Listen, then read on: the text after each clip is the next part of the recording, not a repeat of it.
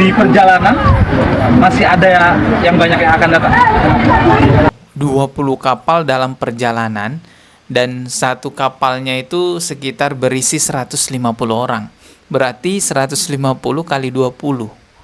Oh, itu berapa? 3.000-an orang ya. 3.000 orang itu bisa satu desa loh teman-teman. Tapi jumlah 3.000 orang itu tidak sebanding, jauh lebih banyak yang datang ke Bangladesh teman-teman. Jadi pemerintah Bangladesh itu pernah menerima pengungsi Rohingya sampai 100.000 orang. Nah, ini videonya teman-teman ya. Di sini ada keterangan bahasa Inggris ya, bahwa pemerintah Bangladesh itu pernah menerima pengungsi Rohingya sampai 100.000 orang, bahkan disiapkan pulau beserta tempat tinggalnya yang layak. Kita simak sedikit videonya.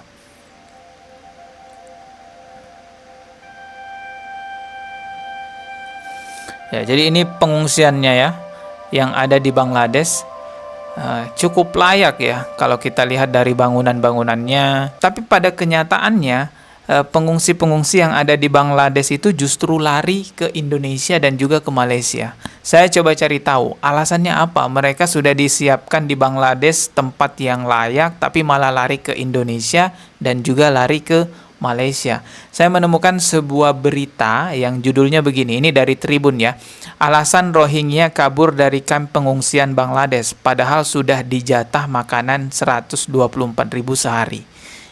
Assalamualaikum warahmatullahi wabarakatuh. Di saat Indonesia sedang sibuk mempersiapkan pemimpin baru untuk di negara kita, yaitu Indonesia, Indonesia juga dibuat sibuk dengan kemunculan pengungsi Rohingya. Ya, ini satu ujian yang sangat besar ya buat bangsa kita. Dan di pembahasan mengenai Rohingya kali ini, saya minta tolong kepada teman-teman, tidak usah dicelah etnisnya, tidak usah dicelah pribadinya. Kalaupun ada perilaku yang buruk dari mereka, itu yang kita ingkari. Karena apapun etnisnya, apapun agamanya, siapapun orangnya, kalau berperilaku buruk, kita mengingkari perilaku buruknya. Saya akan mengajak teman-teman menyimak satu video ini dulu. Setelah itu nanti saya akan bahas lebih lanjut. Di video ini cukup mengagetkan kita karena salah seorang pengungsi Rohingya itu mengungkapkan akan banyak datang pengungsi susulan berikutnya teman-teman.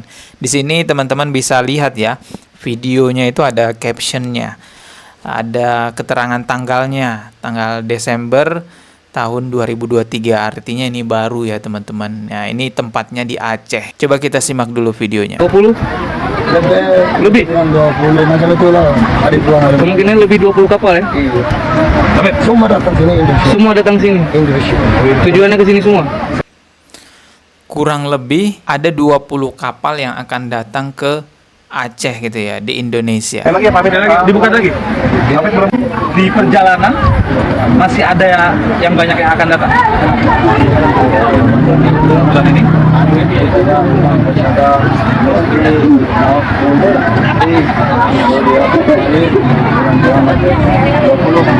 20 kapal.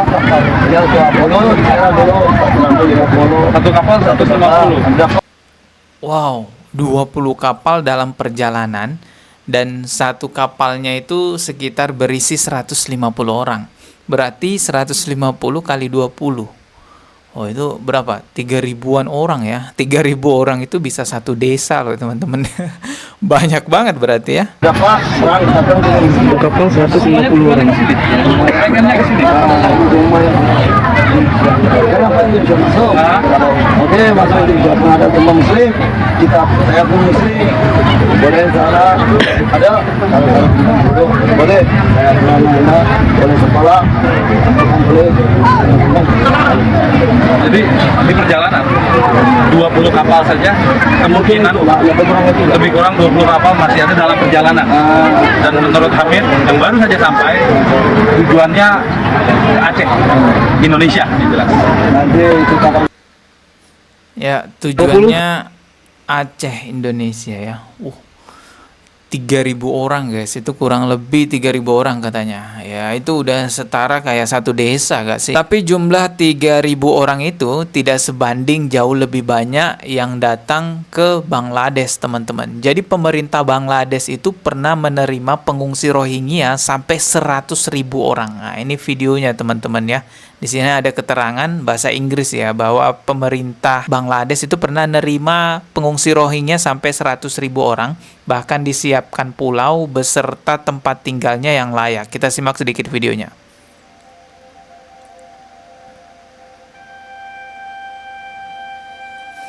Ya, jadi ini pengungsiannya ya, yang ada di Bangladesh.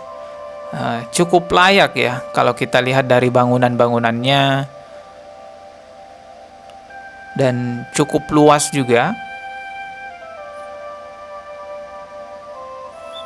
Ada lapangan sepak bolanya.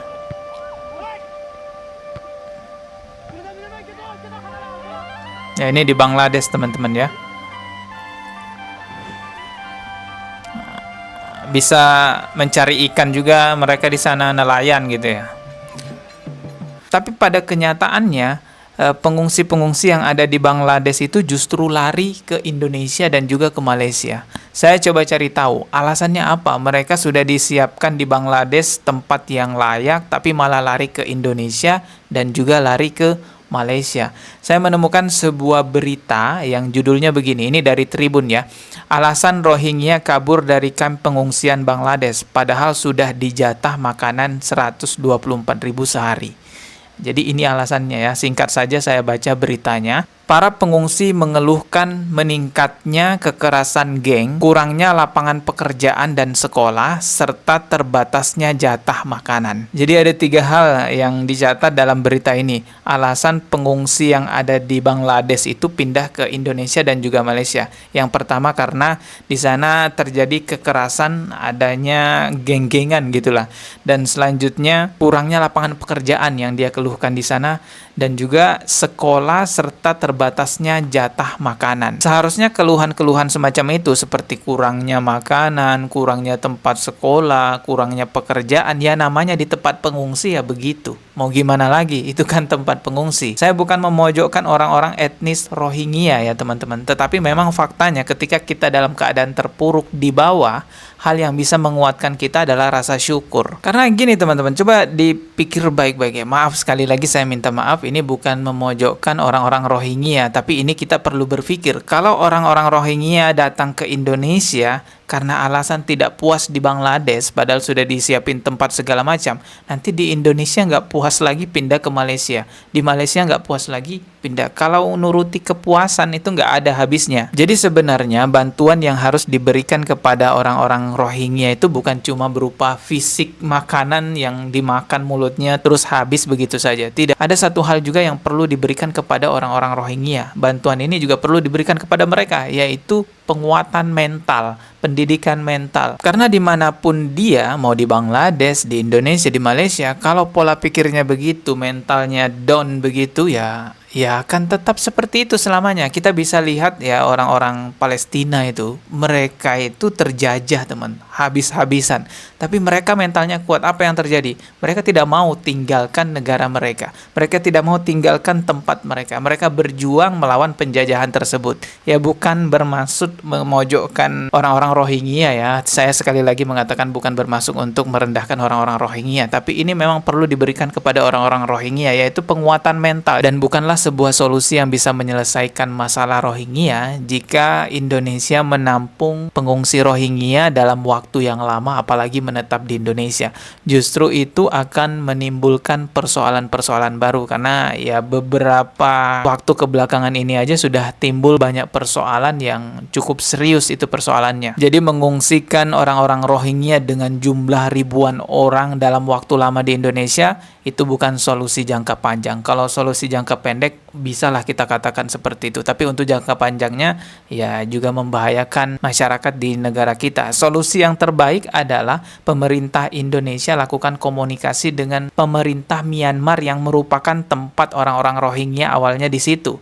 Walaupun pemerintah Myanmar sebenarnya tidak mengakui etnis Rohingya tersebut, tapi bagaimanapun caranya ya pemerintah Myanmar harus tanggung jawab atas problem Rohingya ini. Jangan malah dibebankan ke negara-negara lain, apalagi Indonesia. Saya yakin bisa lah Indonesia mendesak Myanmar untuk mengambil alih problem ini semua, karena kan awalnya dari sana semua. Bagaimana caranya ya mereka hanya selesaikan di negara mereka. Kalau menurut teman-teman solusinya gimana? Kedepankan komentar solusi teman-teman ya, tidak perlu kita memojokkan etnisnya, pribadinya, dan lain-lainnya. Ya, kita ketemu lagi di video berikutnya. Subscribe dan juga loncengnya ditekan sebagai notifikasi. Wassalamualaikum warahmatullahi wabarakatuh.